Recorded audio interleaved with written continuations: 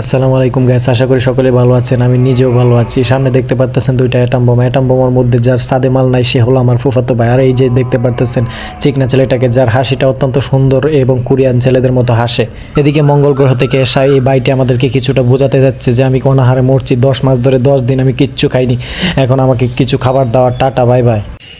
এদিকে আমার কিছু ভালো লাগতেছিল না, সেই কারণে আমি দেখলাম কী ধরনের কাজ করা যায়। তারপর দেখলাম সামনে কিছু কলা গাছ, এই কলা গাছের সাথে আমি কিছুটা লড়াই যুদ্ধ করে সংগ্রাম করে আমার জীবনটা আমি কাটিয়ে দিব। সেই কারণে কলা গাছগুলো আমি মনোযোগ সহকারে কাটতে শুরু করলাম। অনেক কষ্টের পর আমি একটা গ্রেনেড উদ্ধার করি, কালো রঙের। এই গ্রেনেডটা বাংলাদেশকে ধ্বংস করে দেওয়ার প্ল্যানে ছিল। একটু পরেই আমার প্রাণপ্রিয় বড় ভাই এসে বললো, এখানে কি হয়েছে, এখানে কোনো ধরনের গ্রেনেড বা বোমা পেয়েছিস নাকি? আমি বললাম, না ভাই, কোনো চিন্তা করো না, এখানে কোনো কিছু নাই। আমাকে বলে, ভাই তুই একটু আগে আমাকে জানাইতি, ভাইয়ের কানের মধ্যে দেখা যাইতেছে আবার কি মরিচ বোমার মতো।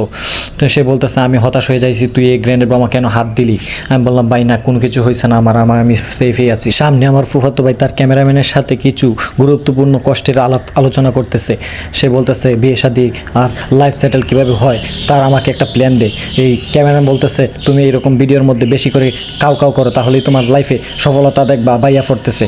সো গাইস, আর কিছু বলা যাবে না, ভিডিও এমনিতেই বড় হয়ে গেছে। পরবর্তী ভিডিওতে আপনাদের সাথে দেখা হবে, আর দেখা নাও হতে পারে, কারণ নিঃশ্বাসের কোনো বিশ্বাস নাই।